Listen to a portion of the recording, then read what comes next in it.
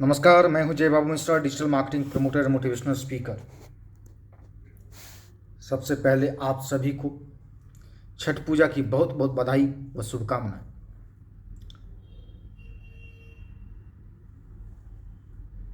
दोस्तों, मैंने जो अपनी प्रकृति,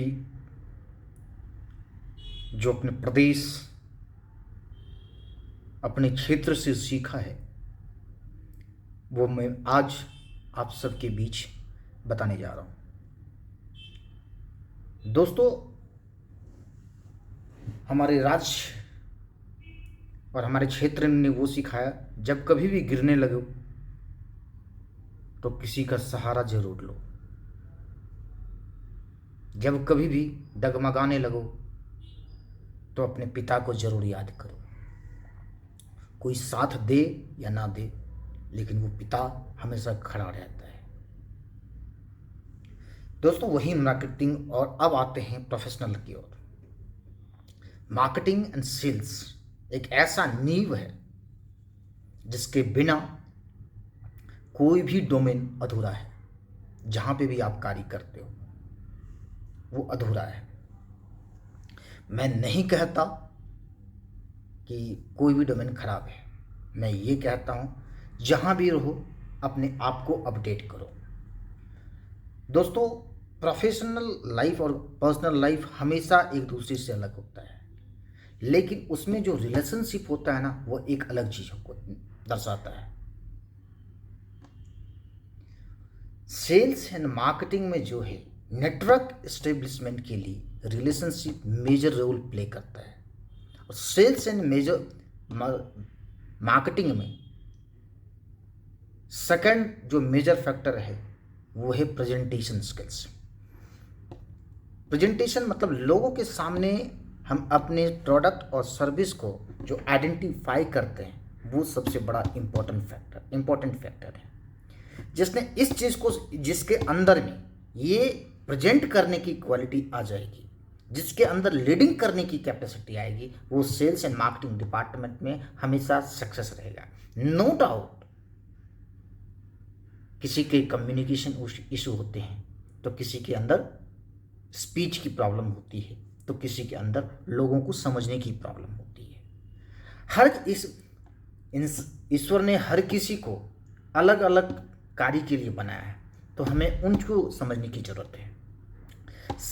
करियर में बूस्टअप करने के लिए, करियर को बूस्टअप करने के लिए, सेल्स एंड मार्केटिंग डिपार्टमेंट में जो बूस्टअप के लिए करने के लिए, उसमें नीच मार्केटिंग का यूज किया जाता है। नीच मार्केटिंग कॉन्सेप्ट, जिसमें हमारे अभी 8 फैक्टर काम करते हैं: product, price, place, promotion, process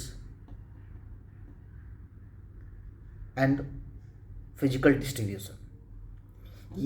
और दूसरा बात, अदर वन, पीपल। जो इन फैक्टर के ऊपर काम करता है, प्रोडक्ट जो आपने any kind of services, place मतलब किसके लिए, कहाँ पर, और मतलब यहाँ पे प्रॉपर प्लानिंग की बात, 8P हो जाता है, प्लान ऑल्सो। जब तक आप प्रॉपर किसी भी चीज़ के लिए प्लानिंग नहीं कर पाते हो, तो वो मार्केट आप मार्केट में सक्सेस नहीं कर पाते हो। इसमें कभी भी आप सक्सेसफुल एंटरप्रेन्योर नहीं बन पाते।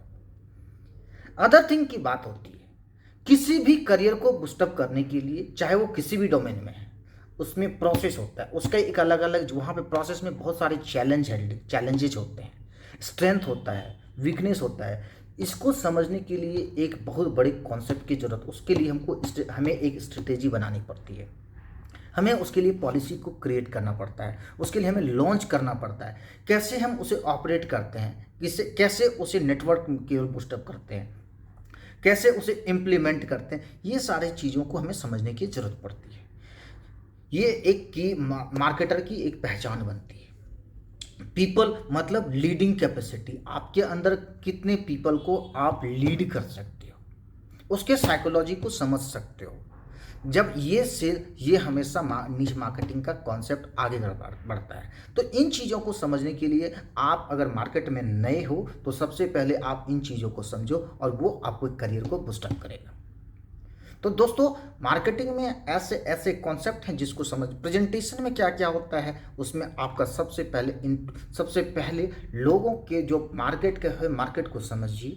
दूसरी चीज़, मार्केट के जो स्ट्रेंथ है उसको कस्टमर के सामने लेके जाइए। आपकी जो प्रोडक्ट और क्वालिटी की जो है, प्रोडक्ट के अंदर में क्वालिटी है वो कस्टमर के सामने इम्प्रोवाइज कीजिए, मतलब उसको लोगों को, कस्टमर को बताने की कोशिश कीजिए। थर्ड वन क्या होता है, उसके बाद वो बताने के बाद उसके जो आपके शॉर्ट स्ट्रेंथ है, वीकनेस है, उसको डायरेक्टली सडनली नहीं बता करके आप अपने सर्विस के जरिए से लोगों को बताने की कोशिश कीजिए जो आप हैं। हर इंसान के अंदर कहीं ना कहीं कोई कमजोरी होती है, बट उस कमजोरी को जो है हमें वीकनेस नहीं बनाना है, उसे हमें ताकत बनाकर, मतलब उसे हमें स्ट्रॉन्ग बनाने की ज़रूरत पड़ती है, तभी हम एक सक्सेसफुल मार्केटर बनते हैं। एक सक्सेसफुल मार्केटर के लिए उसका सबसे बड़ा चीज़ होता है सप्लाई चेन मैनेजमेंट सिस्टम। आपके अंदर आप लोगों तक प्रोडक्ट को और प्रोडक्ट या सर्विस को कैसे लेके जाते हो, ये सबसे बड़ी बात होती है। तो ये है मार्केटिंग एंड सेल्स के ऊपर एक नया वीडियो फिर लेके आऊँगा। धन्यवाद।